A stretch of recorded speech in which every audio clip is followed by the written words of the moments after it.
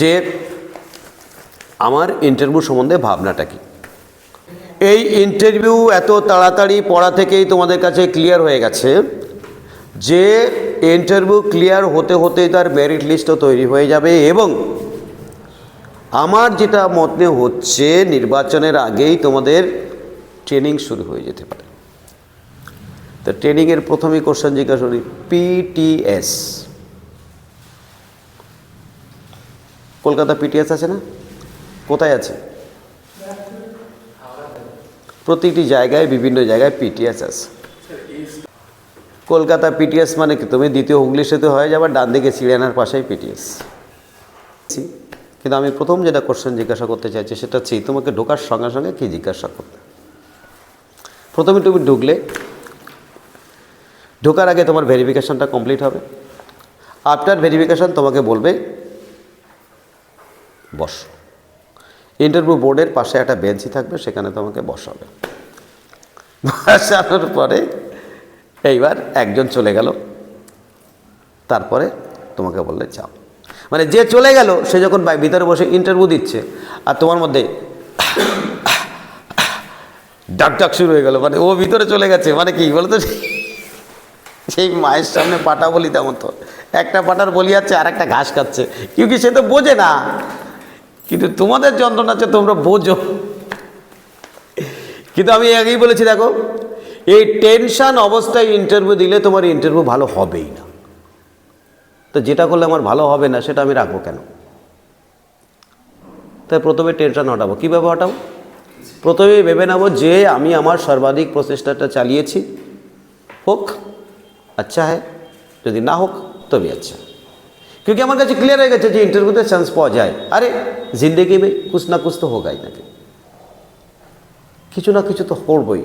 কিন্তু তাই বলে আমি আমার এই না পাওয়ার যন্ত্রণায় পাওয়াটাকে নিয়ে আমার লাইফটাকে হেল্প করে দেবো এসা নেই।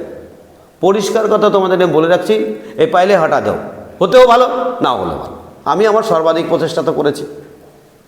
দেখবা সেই লোকের টেনশন থাকে না, যে মনে করে যে নাও হতেও পারে নাও পারে, ধর যা হবে হবে। আজকে যদি তোমাদের একটা চাকরি থাকতো, তোমাদের এই পুলিশের ইন্টারভিউ নিয়ে কোনো টেনশনই থাকতো না। এবং অদ্ভুত ব্যাপার, আমাদের এই স্কুলের ক্ষেত্রে, স্কুল সার্ভিসের বা পুলিশের ক্ষেত্রে দেখেছি, যারা চাকরি অলরেডি করছে তারা এসে ইন্টারভিউ দিচ্ছে, ইন্টারভিউতে 9-এর মধ্যে 10-এর মধ্যে 9 পেয়ে যাচ্ছে। আর যে স্টুডেন্ট প্রথম ইন্টারভিউ দিতে যাচ্ছে তার চাকরিটা খুব অপরিহার্য, সে গিয়ে 3.5-3 পেয়ে যাচ্ছে। কি টেনশন? তাই তোমাদের মাথায় রাখতে হবে যে হলেও ভালো নাও ভালো। এই মাথা থেকে টেনশন গেছে? Very good. প্রথম বাবা যে হলো ভালো না হলো, দেখ আমি আমার সর্বাধিক প্রচেষ্টা, যদি না হয় তাতেও দুঃখের কিছু নেই। এই পৃথিবীতে কিছু না কিছু করে খাবো, কিছু না কিছু করে খাবো, দরকার হলে হকারি করবো, খাবো, কিন্তু এটা হোক না হোক এ নিয়ে টেনশন করি নেই। আমি আমার সর্বাধিক প্রচেষ্টাটা তো করেছি। কি প্রথম কথা হচ্ছে কি বলতো, তুমি তোমার মতো করে রেডি রাখতে হবে। যাওয়ার সঙ্গে সঙ্গে তোমাকে জিজ্ঞাসা করবে, প্রথম কাজ হচ্ছে তুমি নিজেকে স্থির রাখো। ভিতরে ঢুকলে ব্যাস, ওরা ভদ্রলোক, ওদের ভাগ ঘোড়া সিংহ মোষ তো কিছু নাই, গুঁতো মারবে। ওরা ভদ্রলোক, আমিও ভদ্রলোক, ওরা কিছু জানে আমি কিছু জানি, এমন হতে পারে। আবার ভিডিও প্রকাশ হলে বললাম ওরা যা জানে তার থেকে আমি কম জানি না, বেশি জানবো কথাটি বললাম না, কম জানি না, ব্যাস। প্রতিদিনের ঘটনা বলি, এখন দেখতে থাকো। আজকে পেপারে কী ঘটনা আছে, রিড বলো তো আজকে কী ঘটনা ঘটেছে পেপারে, পড়ো। প্রতিদিনের পেপারটা যারা ইন্টারভিউ নিতে আসছে তারা আইএস অফিসার বা ডব্লিউএসএস অফিসার। মনে রাখবে আমাদের রাজ্যে ডিজিপি থেকে শুরু করে, আইজিপি থেকে শুরু করে, ডেপুটি ডিজিপি থেকে শুরু করে একদম স্টেপ এসপি পর্যন্ত, ডিএসপি পর্যন্ত, এসডিপিও কিন্তু নিয়োগ হয় ডব্লিউএসএসের মাধ্যমে, বাকি সব আইপিএস অফিসার। তো তোমাদের কোশ্চেনগুলো কি স্টেপ কীভাবে থাকতে পারে? অনেকে মনে স্যার আমি পুলিশের পরীক্ষা দিতে যাবো, তাহলে পুলিশ সম্বন্ধে ভালো করে জেনে যাবো। আরে বাবা, এমনও হতে পারে পুলিশ সংক্রান্ত একটা কোশ্চেনই থাকলো না। তুমি তো 2বার ইন্টারভিউ ফেস করেছো বোধহয়, পুলিশ সম্বন্ধে কোশ্চেন ছিল কি? ছিলই না। সুতরাং তাহলে পুলিশ নিয়ে এত বেশি ইউটিউবে এত বেশি পুলিশ নিয়ে আলোচনা হচ্ছে। আরে বাবা, এমন হতে পারে তোমার সাবজেক্টে জিজ্ঞাসা করলো, ওরা জানে যে সাবজেক্টটা যদি ভালো করে জানে ও পরবর্তীকালে পুলিশ হলে পুলিশ সম্বন্ধেও জানবে, তো গিয়ে পাইসালা। তবে হ্যাঁ, যদি 2-1টাও জিজ্ঞাসা করে, আমি যদি উত্তরটা দিতে পারি, তাহলে আমি তোমাদের একটা সাধারণ ইন্টারভিউ রেডি করে ফেলি। প্রথমে গেলে জিজ্ঞাসা করলো তোমার নাম কি, তুমি নাম বললে, নাম বলার পরে নামের অর্থ জিজ্ঞাসা করতে পারে, অথবা জিজ্ঞাসা করতে হবে তোমার নাম তো সুপ্রিয়া দত্ত, একজন বিখ্যাত সুপ্রিয়ার নাম বলো। অথবা তোমার নাম প্রসেনজিৎ বিশ্বাস, একজন বিখ্যাত প্রসেনজিতের নাম বলো। ব্যাস, তোমার এই বিশ্বাসটা কি? Sir title. এই টাইটেলটা কি? বলে স্যার বিভিন্ন রকমের গোষ্ঠীভুক্ত ব্যক্তিদের এক একটা নির্দিষ্ট টাইটেল দ্বারা সেই গোষ্ঠীর মানুষকে বোঝায়, আমাদের সেরকম। যেমন মণ্ডল, এই নামকরণ সম্বন্ধে যেমন মণ্ডল বলতে একটা গ্রুপ এলাকা বোঝায়, আমরা একটা অঞ্চলকে একটা মণ্ডল বলি, সেখান থেকে মণ্ডল। এরপরেই তোমাকে জিজ্ঞাসা বাড়ি কোথায়, তখন তুমি বাড়ি বলবে স্যার আমার বাড়ি নবদ্বীপ। তো নবদ্বীপ সম্বন্ধে জানতে হবে, তোমার বাড়ি কোথায়, মাইক্রোফোন নিয়ে যাও। স্যার আমার নবদ্বীপ স্বরূপগঞ্জে। হ্যাঁ, ওর বাড়ি আছে নবদ্বীপ স্বরূপগঞ্জ। প্রথমেই নবদ্বীপ নবদ্বীপ নাম হলো কেন, স্বরূপগঞ্জ নাম হলো কেন, স্বরূপগঞ্জ কেন বিখ্যাত, মাইক্রোফোন ধরো। স্যার স্বরূপগঞ্জে সেরকম কিছু নেই, তবে সেখানে ভক্তিবিনোদ ঠাকুরের মন্দির আছে। হ্যাঁ শোনো, প্রথম কথা হচ্ছে কি, আমি যদি আমার নিজের জায়গাকে বিখ্যাত না বলি তাহলে কিন্তু কেউ বলবে না। তাহলে বলবে স্যার আমাদের স্বরূপগঞ্জ খুবই ভালো জায়গা, এখানে ভক্তি বিনোদের একটা বিরাট মন্দির রয়েছে, পাশাপাশি জাতি ধর্ম নির্বিশেষে সকলে মিলেমিশে একটা মহামিলন ক্ষেত্র আমাদের এলাকা স্যার, এবং নবদ্বীপের পাশে অবস্থিত একটা বিরাট ভক্তিবাদের জায়গা। অর্থাৎ তোমার এলাকায় তুমি বিখ্যাত বল। তোমার বাড়ি কোথায়? হ্যাঁ, সলন্টু। এই তোমার বাড়িটা কোথায়? তোমরা কিন্তু 3টি কথার মধ্যে কমপ্লিট করতে হবে, পয়েন্ট ভিত্তিক ছাড়া কথা বলতে পারবে না, কিন্তু 3টি কথা। পূর্ব বর্ধমান জেলার নাদনঘাট থানা, থানাটাকে উল্লেখ করতে হবে, কি you are going to be the police, থানাটাকে। অর্থাৎ কি না, পূর্ব বর্ধমানের নাদনঘাট থানার অন্তর্গত সলন্টু গ্রামে। হ্যাঁ, সলন্টু নামকরণ হলো কেন? তোমাকে রেডি রাখতে হবে। সলন্টু বিখ্যাত কেন? জায়গায় এত ছোট, বিখ্যাত আর কি বলবো। হ্যাঁ, তোমাকে তো বিখ্যাত রেডি রাখতে হবে। বিভিন্নভাবে বিখ্যাত হতে পারে একটা জায়গায়, জিজ্ঞাসা করতেই পারে। এটা ঠিক, ওদের জানা নেই সলন্টু সম্বন্ধে, কিন্তু জিজ্ঞাসা করতেই পারে। জিজ্ঞাসা করবে সেইগুলো, যদি হাওড়ায় বাড়ি হয় বা নবদ্বীপে বাড়ি হয়, যদি কৃষ্ণনগর বাড়ি হয়, তাহলে সেখানে প্রত্যেকটা জায়গার একটা প্রেক্ষাপট আছে। তাহলে তোমার প্রথম যেটা তোমার এলাকা ভিত্তিক হলো। এবার সলন্টু যদি বিখ্যাত না হয়, তুমি বলবে স্যার বিখ্যাত নয়। না স্যার, আমাদের বর্ধমানকে বলি আমরা কি ধানের গোলা, আর সলন্টু অনবদেব, সেখানেও কিন্তু ধানের গোলা আছে, প্রচুর ধানের চাষ হয়, এবং আমাদের এখানে জাতি ধর্ম নির্বিশেষে একটা মহামিলন ক্ষেত্র। এই জায়গাটাকে গুরুত্ব দাও, ব্যাস। তাহলে এলাকাভিত্তিক কোশ্চেন হতেই পারে, এরপর অন্যান্য কোশ্চেনও থাকতে পারে। এলাকার পরেই তোমাকে জিজ্ঞাসা করবে কি পড়াশোনা করেছো, কি পড়াশোনা করেছো, তুমি কি পড়াশোনা করেছো? ওই জন্য তোমার নটায় বাড়ি চলে এসছে। বলো। আমি হয়ে গেছে কাজ। এই মেয়েটা আমার সর্বনাশ করে দেবে, পরে আর একটু স্বাভাবিক হবে। টেনশন নেওয়ার কিছু নেই, কিন্তু এখানে কোশ্চেন জিজ্ঞাসা করতে যদি এত টেনশন না, তাহলে ওখানে গেলে কী হবে ওর? আচ্ছা, মাধ্যমিক কত সালে পাস করেছো? 2014 সালে। 2014 সালে, ভেরি গুড। মাধ্যমিক কোন বোর্ড থেকে পাস করেছো? Anjangarh high school. Anjangarh high school, কিন্তু কোন বোর্ড থেকে পাস করেছো? WBB। বলো, তোমরা কিছু বলতে যাও না, ওকে বলতে দাও। WBB SC. প্রথমে তুমি সংক্ষেপে বলো, তারপর যদি বলে পুরো নাম, তাহলে West Bengal board of secondary education. Very good. আচ্ছা, তুমি কি পড়াশোনা করেছো? আমি বলবো স্যার। হ্যাঁ, আমি 2013 সালে মাধ্যমিক, আর 2015 সালে উচ্চ মাধ্যমিক, এবং 2018 সালে গ্র্যাজুয়েশন কমপ্লিট করি। Very good. গ্র্যাজুয়েশন বানান করো। গ্র্যাজুয়েশন মানে কত বলছো, কিন্তু গ্র্যাজুয়েশন বানান করো। ঠিক আছে। Very good. আচ্ছা, তুমি বলো। গ্র্যাজুয়েশন বানান। আচ্ছা বেশ, তুমি কি পড়াশোনা করেছো? আমি 2012 সালে মাধ্যমিক দিয়েছি, 2014 সালে উচ্চ মাধ্যমিক, 2017-তে হিস্ট্রি ডিপার্টমেন্ট। Very good. উচ্চ মাধ্যমিক মানে বাংলা ইংরেজিতে কি বলবো? Higher secondary. Higher secondary. Very good. Higher secondary. Secondary কথা বানান করো। Secondary SECONDARY। Very good. Divide করে করে বলবে। Second SECON, second DARY। অর্থাৎ যে কোনো ডিভাইডেশন, যে কোনো বানানোর ক্ষেত্রে আমি আবার বলছি, হট করে জিজ্ঞাসা করতে, তুমি তো এসছো, তাহলে এই যে চাকরিটা দেওয়া হচ্ছে কোন ডিপার্টমেন্ট থেকে দেওয়া হচ্ছে? এটা PRB ডিপার্টমেন্ট থেকে। পুরো ডিপার্টমেন্টের পুরো নাম বলো। WBPRB department. WBPRB department. West Bengal police recruitment আচ্ছা আচ্ছা, ফুল ফর্মটা বলতে হবে। ফুলটা বলো, ঠিক আছে? আচ্ছা, রিক্রুটমেন্ট আনান। রিক্রুটমেন্ট, RECURU, সিইউ না, রিক্রুইট। রিক্রুটমেন্ট, আমি বলছি আবার ডিভাইড করে করো, রিক্রুইটমেন্ট। রিক্রুটমেন্ট,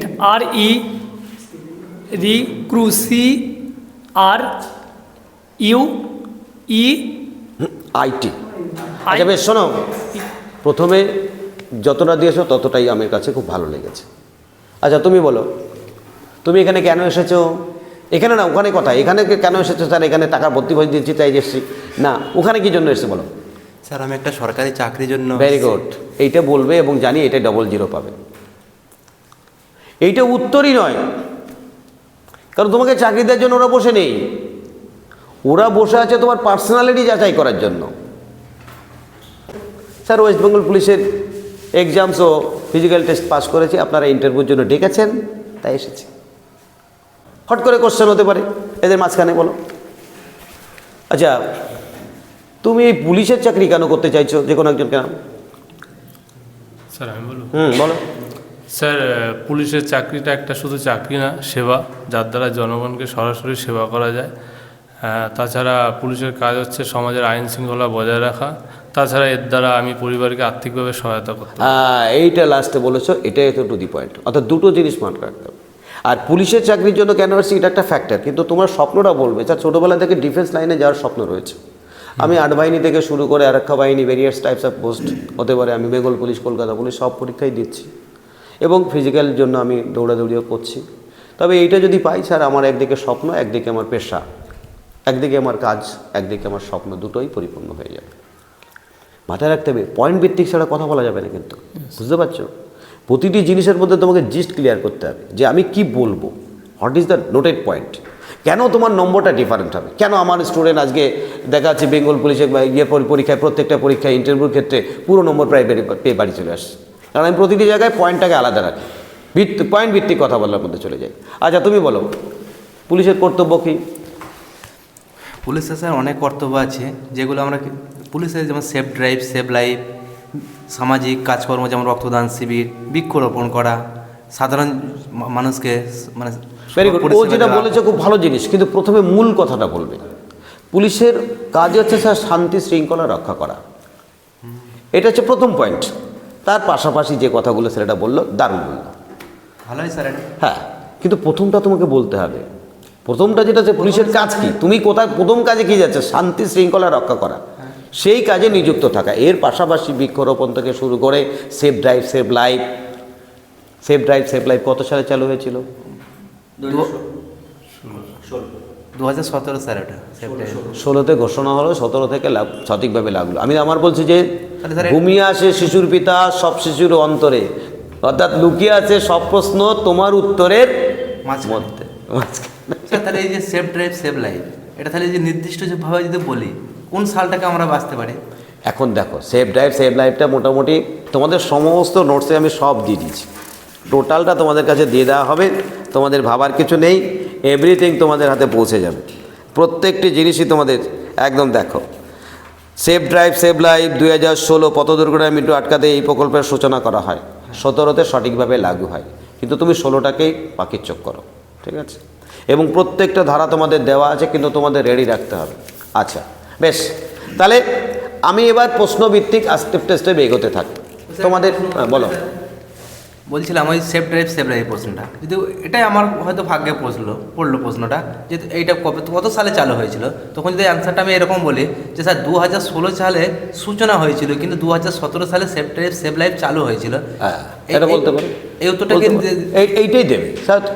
2000 বলো। বলছি আমার গ্র্যাজুয়েশন তো কমপ্লিট হয়েছে, কিন্তু আমি এখন শেষ রেজাল্টটা পাইনি, তাহলে কি আমি গ্র্যাজুয়েশনটা বলবো নাকি বলবো না?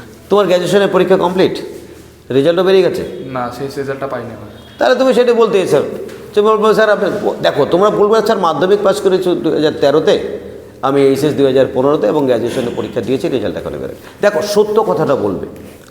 আচ্ছা আমি কাম টু দ্য পয়েন্ট। তাহলে তোমার প্রথম হচ্ছে নাম, তারপরে তোমার পার্সোনাল কোশ্চেন, তারপরে তোমার এলাকা ভিত্তিক, তারপরে তোমার এডুকেশান, এরপরে কিসে যাবে বলো?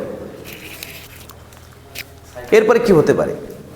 এরপরে এমন হতে পারে যে তোমার প্রশ্ন থেকেই কোশ্চেন, উত্তর থেকে কোশ্চেন বেরিয়ে গেল। এরপরে এছাড়া কী হতে পারে, কিছু কারেন্ট অ্যাফেয়ার্স সম্বন্ধে কোশ্চেন থাকতে পারে।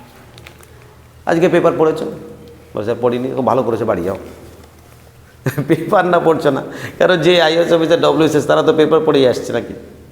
তারপরে কি হতে পারে, ভেরি রিসেন্ট দু একটা ঘটনা বলো, ভেরি রিসেন্ট তোমার কাছে মনে হয়েছে এই সমস্ত ঘটনা খুব দুঃখজনক, দু একটা ঘটনা বলো, আসতে পারে। এবারে এমনও হতে পারে তোমার কী কী সাবজেক্ট ছিল। আচ্ছা আমি একটু subject come to the point, সাবজেক্টের কোশ্চেনের মধ্যে জেলে যাই এবং প্রত্যেকের মুখে মুখে সাবজেক্টটা জানতে চাইছি। আমার কাছে মাইক্রোফোনটা দিয়ে তুই ক্যামেরা ধর। সাবজেক্টের কোশ্চেন কিন্তু তোমরা বসে উত্তর দিচ্ছি সাবজেক্টের উপরে, এমনও হতে পারে তোমার ইন্টারভিউ টোটালটা সাবজেক্ট দিয়ে কমপ্লিট, টোটালটা সাবজেক্টে ইন্টারভিউ কমপ্লিট। তোমার এত কিছু পড়া তখন মনে হতো স্যার এত কিছু পড়লাম কোনোটাই কাজে লাগলো না। আরে বাবা কাজে লাগলো না তাতে কী আছে, প্রস্তুতিটা তো রেডি থাকলো। আর প্রস্তুতি যদি রেডি থাকে টেনশন কমবে, যত বেশি প্রস্তুতি তত বেশি টেনশন কম। অনেকটা ভালো আবার অনেকটা টেনশনও বেশি, যে এত পড়লাম তারপর যদি না পারি। তবে আমি তোমাদের প্রথমেই টেনশন হাঁটিয়ে দিয়েছি যে ওই হলো না হলো নিয়ে ভেবে লাভ নেই, নিজে সর্বাধিক প্রচেষ্টাটা চালিয়ে আসবো, তাতে যা হবে দেখা যাবে, হতেও পারে নাও পারে। জীবনে যাদের চাকরি নেই তারা মরে গেছে তার কোনো মানে নেই। আমি আমার সর্বাধিক প্রচেষ্টাটা তো করে রাখলাম। সাবজেক্ট আচ্ছা রিট, প্রথম তোমাকে দিয়ে শুরু করি, তোমার কী কী সাবজেক্ট ছিল গ্র্যাজুয়েশনে? গ্র্যাজুয়েশনে ম্যাথ, ফিজিক্স আর কেমিস্ট্রি। ভেরি গুড, তোমাকে ম্যাথ ফিজিক্স সম্বন্ধে রেডি। এইচএসে কী ছিল? এইচএসে math, physics, chemistry, biology. Very, ম্যাথামেটিক্সের জনক কাকে বলা হয়? ম্যাথামেটিক্সের জনক, আচ্ছা রসায়নের জনককে? বায়োলজির জনককে? জানি না স্যার। ব্যাস, সাবজেক্ট ভিত্তিক কোশ্চেনে কিন্তু সমস্যা হয়ে যায়। তোমার কী কী সাবজেক্ট ছিল? স্যার উচ্চ মাধ্যমিকে আমার ইতিহাস, দর্শন আর রাষ্ট্রবিজ্ঞান ছিল। ভেরি গুড, রাষ্ট্রবিজ্ঞানকে বিজ্ঞান বলা হয় কেন? কারণ এই বিজ্ঞান রাষ্ট্রের হিত সম্পর্কে আলোচনা করে। তার মানে ইতিহাস হিত সম্বন্ধে আলোচনা, তার ইতিহাস বিজ্ঞান করেন বলি কেন? বিজ্ঞান কাকে বলে বলো? দেখো প্রতিটি সাবজেক্টের নাম এমনি এমনি হয়নি, স্যার বিশেষ জ্ঞান কোনো বিশেষ জ্ঞান, কিন্তু বিজ্ঞানটা বিজ্ঞান হলো কেন?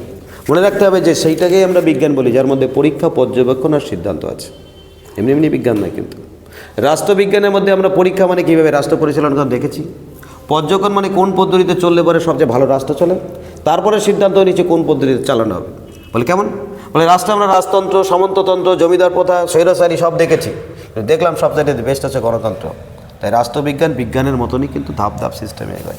আচ্ছা তোমার কী কী সাবজেক্ট ছিল? ইতিহাস ছিল, রাষ্ট্রবিজ্ঞান ছিল আর সংস্কৃত ছিল। ভেরি গুড, সংস্কৃতটা শ্লোক বলো।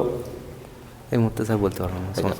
সাবজেক্টের ক্ষেত্রে যদি তুমি ডেপটা না রাখো, তোমাকে সাবজেক্টটা শ্লোক একটা বলতেই হবে, যদা যদা হি ধর্মস্য গ্লানি ভবতি ভারত অভ্যুত্থানম ধর্মস্যাং, অথবা পুস্তকস্থ তু বিদ্যা, একটা শ্লোক কিন্তু তোমাকে রেডি রাখতেই হবে। আমি বাকি সাবজেক্ট হয়ে গেছে বলে তোমাকে পল সায়েন্স জিজ্ঞাসা করিনি। তোমার কী সাবজেক্ট ছিল? স্যার আমার ছিল গ্র্যাজুয়েশনে বাংলা, এডুকেশন আর পলিটিক্যাল সায়েন্স। আচ্ছা এডুকেশন, এডুকেশন থেকে কিন্তু প্রশ্ন থাকবে, পজ করো। কী ছিল বললে?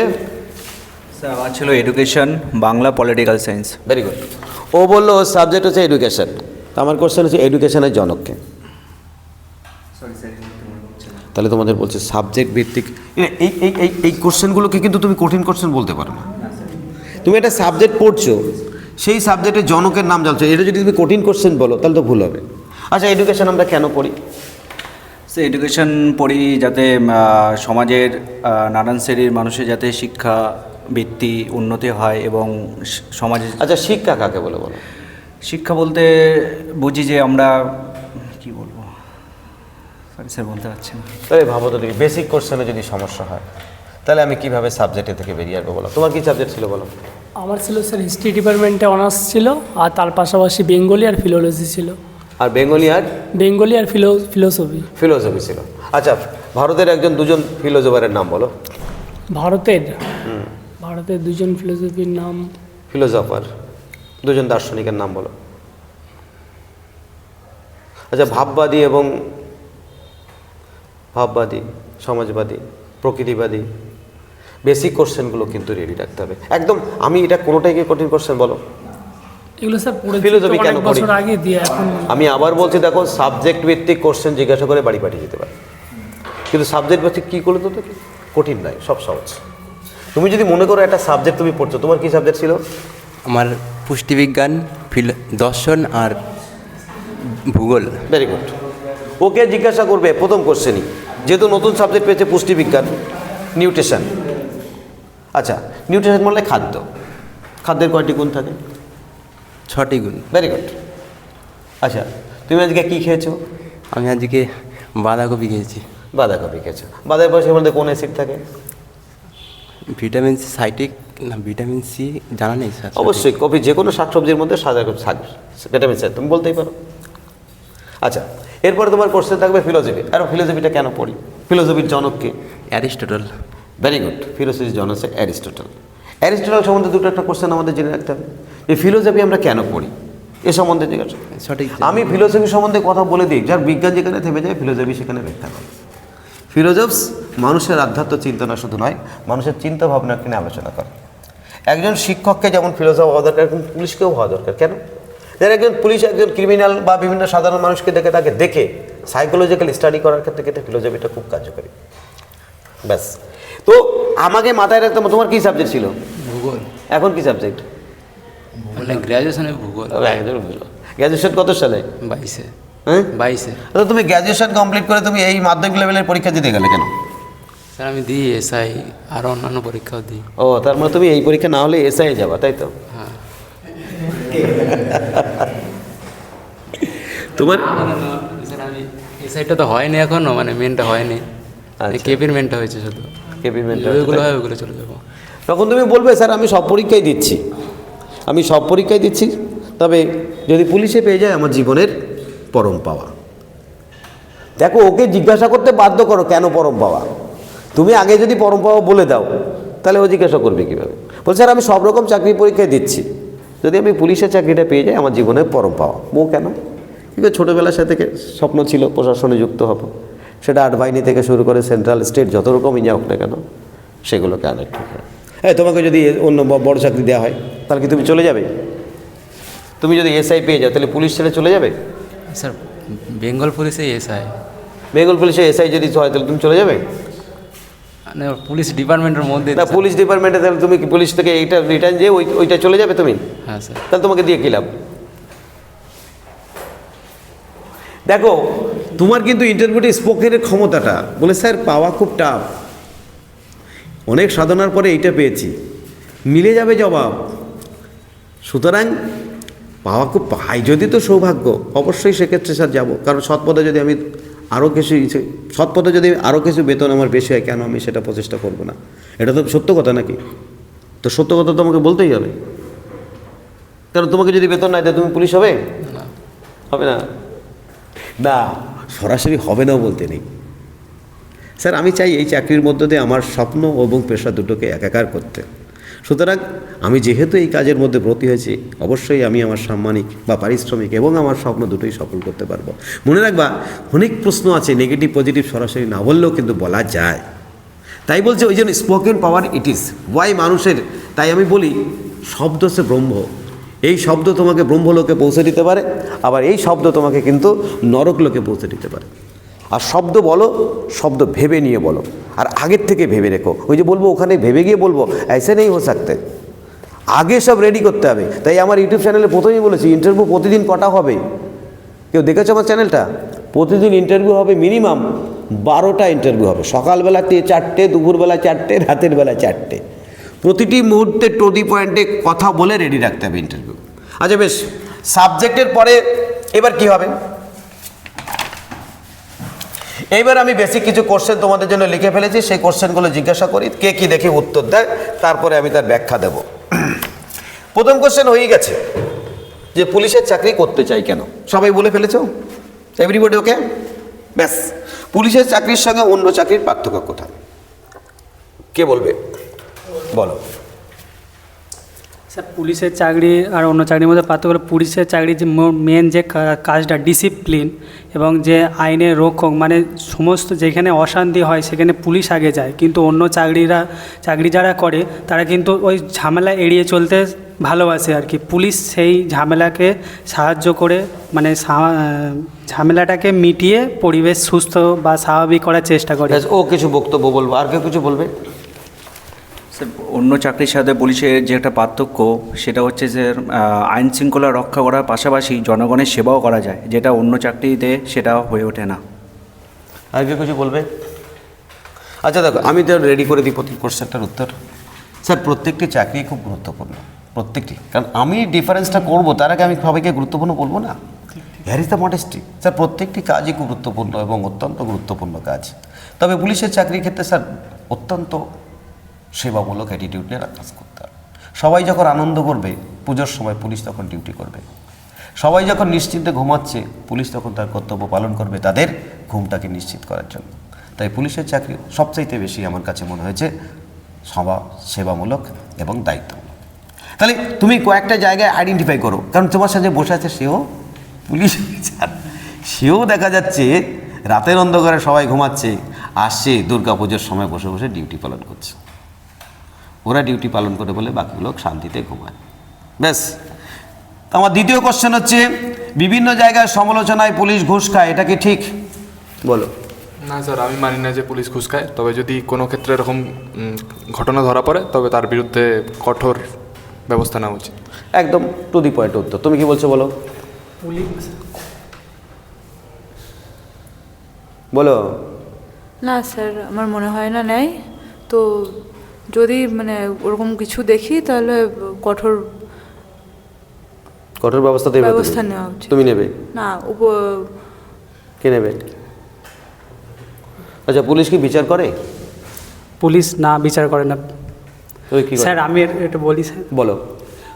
পুলিশ যে টাকা নিচ্ছে মানে যে ঘুষ নিচ্ছে, এটা কিন্তু না, এটা মানুষের ধারণাটা ভুল। সে হয়তো নিজের ফল, যেমন ওই হয়তো সে হেলমেট পরেনি বা কোনো কিছু স্পটস পায়নি, এগুলো দিচ্ছে, কিন্তু মানুষের ধারণা যে সে ঘুষটা নিচ্ছে। কিন্তু পুলিশের কাজ ঘুষ নেওয়া নয়। পুলিশ নিঃস্বার্থভাবে সে সমাজের সেবা করে। এবং এই যদি দেখি যে কোনো পুলিশ টাকা নিচ্ছে মানে ঘুষ নিচ্ছে, এটা কিন্তু ভ্রান্ত ধারণা। তা আমরা যদি দেখি যে হ্যাঁ, প্রথম কথা হচ্ছে টু দি পয়েন্টে কথা বলবো। তুমি কিন্তু অনেক টাইম নিয়ে নিচ্ছ কথা বলতে গিয়ে। সংক্ষেপে কথা বলতে হবে। রিটের যে কথাটা আমি সেটাই। স্যার আমি বিশ্বাস করি না পুলিশ ঘুষ নেয়। তবে যদি কোনো পুলিশ ঘুষ নেয়, সব অবশ্যই আইনত দণ্ডনীয়। তুমি আইনকে নেওয়ার কথা কে? তুমি বিচার করার কে? পুলিশ কখনো বিচার করে কি? পুলিশ কি করে? অপরাধীদের ধরে নেয় বিচারাধীন জায়গা নেওয়ার জন্য। দুটো কথার মধ্যে স্যার আমি বিশ্বাস করি না পুলিশ ঘুষ নেয়। তবে যদি কেউ কোনোভাবে ঘুষ নেয়, তাহলে অবশ্যই আইনত দণ্ড হওয়া উচিত। তো হয়ে গিয়ে ফয়সালা। বেশি কিছু কথা বলার দরকার নেই, কারণ অত কথা বলার বা শোনার টাইম ওনাদের নেই। তুমি টু দি পয়েন্টে কথা বলো। পয়েন্ট ভিত্তিক ছাড়া কোনো কথা বলা যাবে না। আর এখনো যা কথা বলবা, বন্ধুদের সঙ্গে কোনো রকম কোনো আড্ডাই দেবে না। এই যে চারজন, তোমরা পাঁচজন আছো, তোমরা তোমাদের মতো করে পজিটিভ কথা বলবা। এখন কিন্তু তোমার এই সমস্ত ফালতু কথা বলার টাইম নেই, উচিত কথা বলবে, ঠিক আছে? Next question. তাহলে আর কে কিছু বলবে ব্যাপারে? এনিবডি? তবে হ্যাঁ, ও যেটা তুলে ধরেছে মনে হচ্ছে বিভিন্ন সময় পুলিশ নিচ্ছে। হ্যাঁ, তবে বলতে যদি কোশ্চেন থাকে, পুলিশে তো বিভিন্ন রাস্তাঘাটে বিভিন্ন জায়গায় পয়সা নিচ্ছে। তবে আমার কাছে মনে হতে পারে স্যার সেটা তাদের জরিমানা করা হয় এবং সরকারি পেপারস দিয়ে সেগুলোকে অ্যাক্টিভেট করা হয়। বলো। স্যার, পুলিশ ডিপার্টমেন্ট ঘুষ নেয় না। কিছু ব্যক্তির জন্য হয়তো ডিপার্টমেন্টের কিছু বদনাম হয়, সেই ব্যক্তিদের আইনের আওতায় আনাটাই আমার মনে হয় ভালো। হ্যাঁ, ও একটা কথা বলছে যে ব্যক্তির, হট করে তুমি দু একজন উদাহরণ দাও, তুমি যেখানে দেখেছো যে ঘুষ নিয়েছে। স্যার আমার সেরকম দেখা হয়নি। তা তুমি প্রথম কথা হচ্ছে তুমি জানো না। স্যার আমি কখনো দেখিনি যে পুলিশ কখনো কোনোভাবে ঘুষ নিয়েছে। আমার কাছে সেটা মনে হয়নি। তবে যদি কেউ কোনো নিয়ে থাকে বা যার জন্য দুর্নাম হয়ে থাকে, কোটাও যদি যুক্ত করো, তাহলে তার আইনত দণ্ডনীয়। ব্যাস, নেক্সট কোশ্চেন চলে যাই।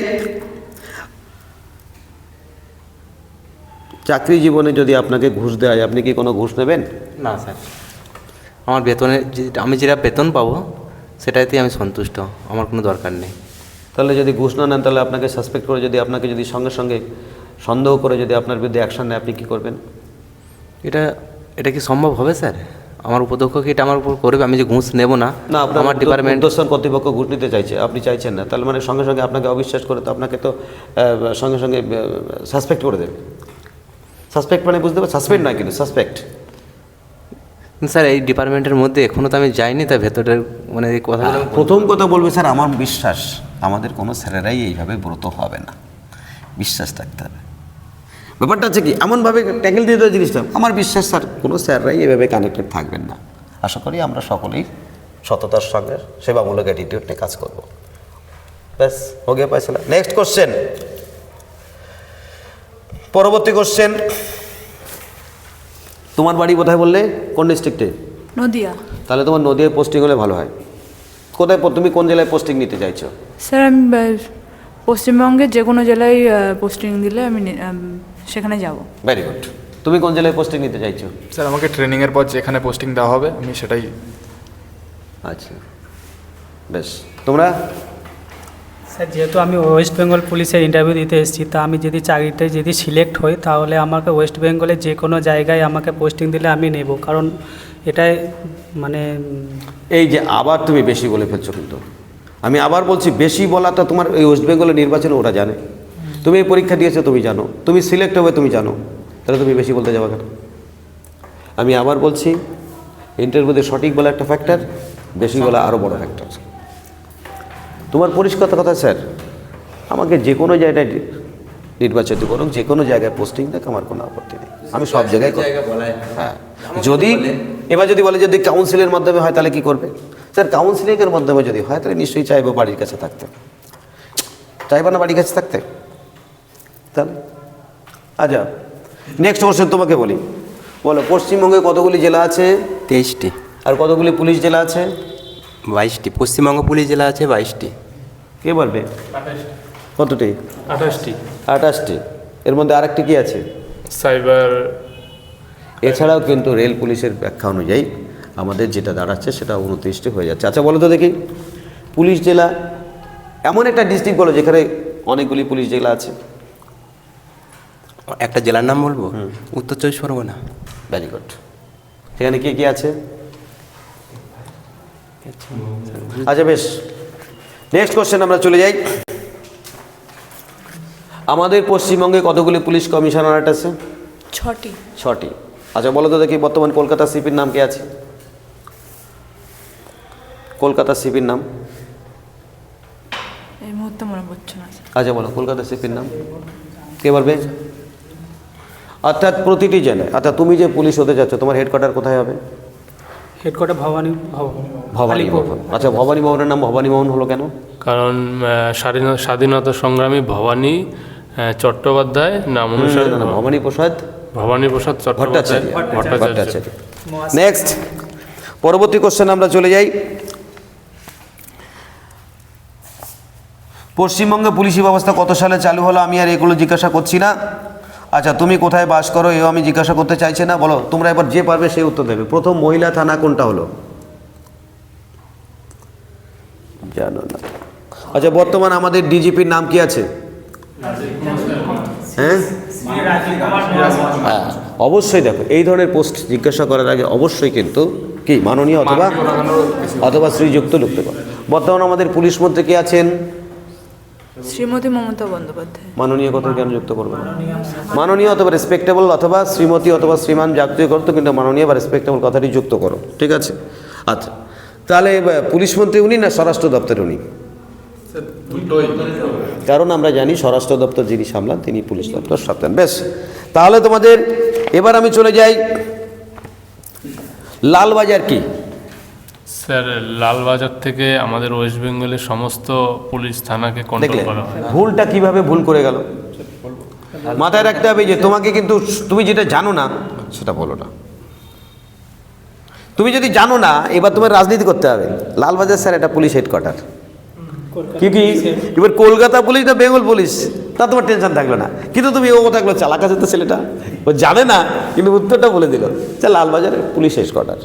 এখন কোন পুলিশ স্যার এক্স্যাক্টলি আমার জানা নেই, কিন্তু তুমি বললে যে পশ্চিমবঙ্গ পুলিশের হেডকোয়ার্টার লালবাজার, ব্যাস তো সঙ্গে সঙ্গে তো লাল ফিতায় তোমাকে আটকে দিল। Be careful.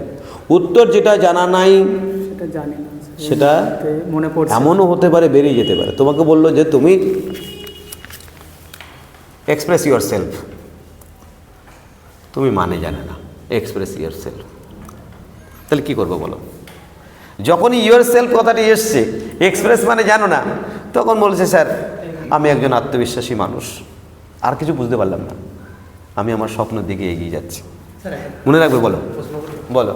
বিভিন্ন রকম ইউটিউব চ্যানেলে এই টাইপের ভিডিওগুলো আমরা দেখি, ওখানে দেখি মানে শিক্ষক মহাশয়রা শেখায় যে এই প্রশ্ন যখন বলবে যদি জানা না থাকে যে কোনো প্রশ্ন, বলে স্যার এই মুহূর্তে আমার মনে পড়ছে না, এই মুহূর্তে মনে পড়ছে না। এই কথাটা দেখি বারংবার অনেক ইউটিউব চ্যানেলে আমি দেখছি।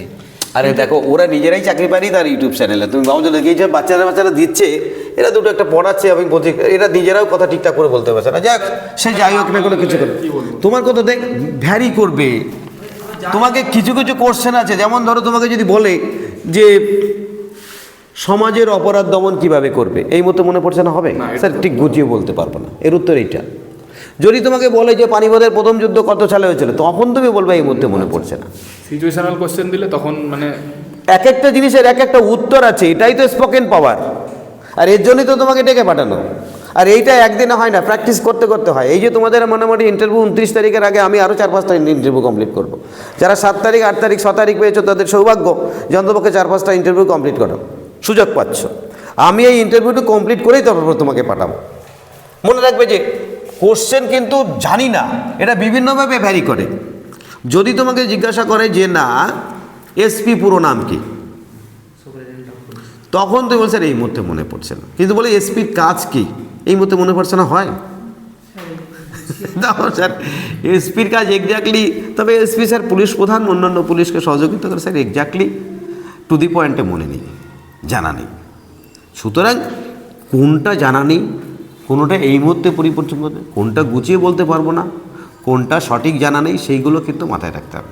যেমন ধরো, ওকে তো উদাহরণ আমি দিয়ে দিলাম, লালবাজার কি পুলিশ হেডকোয়ার্টার, এবার কিসের, কলকাতা পুলিশের হেডকোয়ার্টারকে লালবাজার বলা হয়। বেঙ্গল পুলিশের হেডকোয়ার্টার কোথায়, ভবানী মোহন। ভবানী মোহন দেখেছো না। কোথায় আছে, আলিপুর, কলকাতা। Very good. আলিপুর কোন জেলায়, কলকাতা জেলায়। আলিপুর কলকাতা জেলায়, ভালো করে বলো, কলকাতা জেলায়। সঠিকভাবে বলো। কলকাতা জেলায়। ঠিক আছে। নিউ আলিপুর, নিউ আলিপুর এটা হচ্ছে উত্তর 24 পরগনা জেলায়। Very good. প্রতিটি জিনিস মাথায় রাখতে হবে কিন্তু। আচ্ছা, লালবাজার কোথায় আছে, কলকাতায়। কলকাতা, ঠিকানাটা বলো। স্যার জানা নেই। আচ্ছা, পুলিশের কোনো রকম কোনো কেউ বিপদে পড়লো, কত নাম্বার ডায়ালে করবো, স্যার 101। 101। Yes sir. আচ্ছা, 101-এ ফোন হলো, তুমি ধরলে, তুমি কি করবে, আমি শুনবো যে কোথা থেকে ফোন করছে, কি ঘটনা হয়েছে। ঘটনা শোনার টাইম নেই কিন্তু, এলাকাটা আগে। এ বাবা, টু দি পয়েন্টে। প্রথম কথা হচ্ছে ঘটনার আগে, প্রথম কথা হচ্ছে তুমি কোন এলাকা থেকে ফোন করছো, সেই জায়গাটা, লোকেশনটা তুমি সঙ্গে সঙ্গে ট্র্যাক করবে। প্রথম কাজ হচ্ছে তুমি কোন এলাকা থেকে হচ্ছে, তুমি জায়গাটা ট্র্যাক করবে এবং সঙ্গে সঙ্গে সেই থানাকে ফোন করবে। আমি আবার বলছি, দেখো এই কোশ্চেন একটাও জিজ্ঞাসা না করতে পারে, এ স্যার আপনি 15 মিনিট 12টা বাজিয়ে দিলেন আমাদের, করতে করতে পারে। এই কোশ্চেন কিছুই না করতে পারে। শুধু কোশ্চেন কী হতে পারে, সাবজেক্ট এবং তুমি কি পড়াশুনো করেছো তারপর। তাহলে সাবজেক্ট সম্বন্ধে তোমাদের আমি জ্ঞান দিয়ে দিয়েছি, সাবজেক্ট। এর পরের দিন প্রথম কাজ হচ্ছে আগামীকাল প্রথম কাজ হচ্ছে সাবজেক্টটা ভালো করে পড়াশো। যদি সাবজেক্ট ভালো করে পড়াশোনা না করে আসো, তাহলে আসার দরকার নাই, আমার এই ফালতু টাইম নষ্ট করে কী লাভ। তাহলে সাবজেক্টটা সবাই ভালো করে পড়ে আসবে তো, হ্যাঁ? जोर से बोलो, सुनाई दे नहीं दे रहा है मुझे, जोर से बोलो, पुलिशेर मतो बोलो। Very good. সাবজেক্ট প্রত্যেকের যা যা আছে সব থেকে সাবজেক্ট কিন্তু রেডি করেই আসবে। যদি সাবজেক্ট রেডি না করো, তাহলে এই যে রূপা, কোশ্চেন প্রচুর আছে। এবার পরপর কোশ্চেনগুলো তোমাদের আমি জিজ্ঞাসা করি, সব কোশ্চেনই তোমাদের আমি জিজ্ঞাসা করব। প্রত্যেক জায়গাটা তোমাদের মাথায় রাখতে হবে যে আমরা কি কি দিয়েছি তোমাদের। এরপরে তোমাদের ইন্টারভিউ বোর্ড আছে, ওখানে গিয়ে ইন্টারভিউ দেবে, ঠিক আছে? ইন্টারভিউ দেওয়ার পরে ক্লিয়ার হয়ে যাবে। আমি যে আলোচনা করলাম সেইগুলোর পাশাপাশি তোমাদের এইবার তোমাদের দেখো, আমরা মোট যে কোশ্চেন দিয়েছি তা অনেক রকমের কোশ্চেন। সেই কোশ্চেন তোমরা বাড়িতে রেডি করবে। কোন কোন কোশ্চেনের উত্তর কীভাবে, তুমি যদি ধরো তোমাকে কোশ্চেন একটা জিজ্ঞাসা করলাম যে তোমার প্রিয় রাজনীতিবিদকে, কোশ্চেন নাও জিজ্ঞাসা করতে পারে। তোমার প্রিয় সাহিত্যিককে, নাও জিজ্ঞাসা করতে পারে। তুমি বাংলা সাবজেক্ট কেন নির্বাচন করলে, জিজ্ঞাসা করতেই পারে। তুমি পুলিশ হওয়ার পরে তোমার প্রথম কর্তব্য কী হবে, এই যে বিষয়গুলো কিছু আজগুবি ধরনের কোশ্চেনও জিজ্ঞাসা করতে পারে। যেমন ধরো জানুয়ারি মাস আর ফেব্রুয়ারি, এই দুটো মাসের ভেরি ভেরি ইম্পর্টেন্ট ইনসিডেন্ট, ঘটনাবলী কিন্তু তোমাকে মাথায় রাখতে হবে।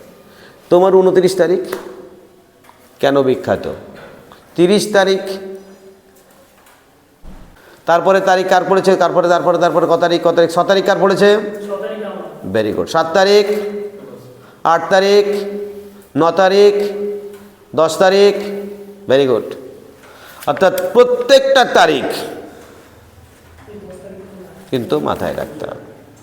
কোশ্চেন জিজ্ঞাসা করতেই পারে, এইবার যে প্রজাতন্ত্র দিবস উদযাপন হলো, তুমি কোনো অনুষ্ঠানে ছিলে? তুমি ছিলে কোনো অনুষ্ঠানে? ইয়ে বাবা, আমি তোমাদের বলছি ওটাকে হ্যাঁ স্যার করতে হবে অবশ্যই। কারণ প্রথম কোশ্চেন থাকবে, দেশের জাতীয়তাবোধ বৃদ্ধি করার জন্য আমাদের কি করা দরকার। আমার এটা কোশ্চেন, তাই বলবে অবশ্যই আমরা স্যার ছিলাম। আমাদের যে ক্লাবের নাম কি?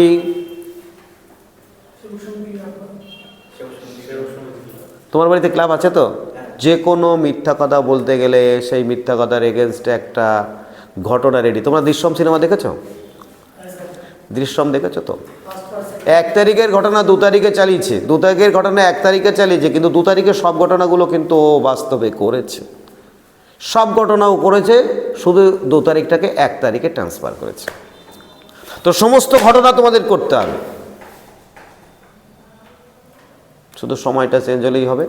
অর্থাৎ তোমাদের মাথায় রাখতে হবে, ক্লাবে গেলে, পতাকা উত্তোলন করলে, সেখানে কে বক্তব্য রাখলো, মাননীয় আমাদের ক্লাবের সেক্রেটারি, তার নাম, এভরিথিং রেডি রাখো। তো অসুবিধা কি আছে?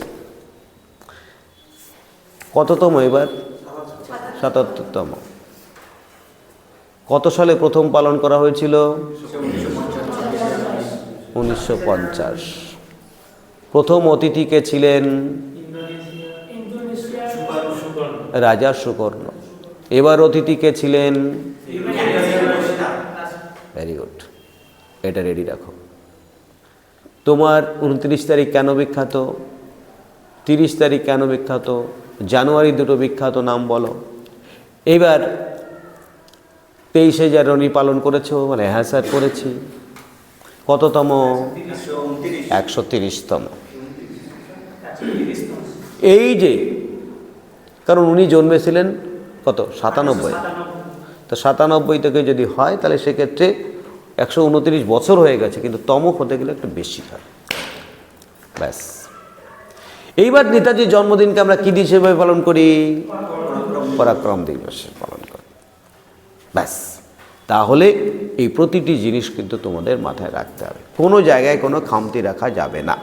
তাহলে আজকে দাঁড়িয়ে এরপরে চলে যাই লাস্ট। তাহলে আমি কোশ্চেনগুলোকে গেলাম, কোশ্চেন করার পরে আমি তোমাদের পোস্টগুলো পরপর দিয়ে দিয়েছি। পুলিশের ক্ষেত্রে পোস্টগুলোর ক্ষেত্রে প্রথমে যেটা আছে, ডিরেক্টর জেনারেল অফ পুলিশ, বর্তমান কে আছেন? মাননীয় রাজীব কুমার।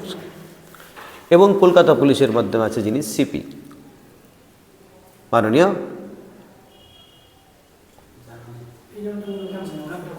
বলো কি ভার্মা। Very good, Manoj Kumar Verma. এই মেয়েটা সব জানে, কিন্তু ইন্টারভিউতে গিয়ে তালগোল পাকিয়ে দিচ্ছে। মাননীয় মনোজ কুমার ভার্মা। তারপরে আছে কি? এডিশনাল ডিজিপি অথবা স্পেশাল সিপি। তারপর আছে আইজিপি, তারপরে ডিআইজি। আচ্ছা, জেলার পুলিশ প্রধানকে কি বলা হয়? এসপি। এই এসপির আন্ডারে থাকে অনেকগুলো ডিএসপি। এবার ইকুইভ্যালেন্ট পদমর্যাদায় যিনি থাকেন তিনি এসডিও হিসাবে, তার ইকুইভ্যালেন্ট যে পুলিশ অফিসার তার নাম আছে এসডিপিও। Very good. চলে আসো তারপরে কি? Circle officer. সার্কেল অফিসার কাকে বলা হয়? সার্কেল সিআই না, সেটা আলাদা জিনিস, ভালো করে জেনে নাও। কিন্তু সার্কেল অফিসার কাকে বলা হয়? 3-4টে থানা নিয়ে একটা সার্কেল অফিসার থাকে। যেমন আমাদের নদিয়ায় শান্তিপুর একজন সার্কেল অফিসার আছে।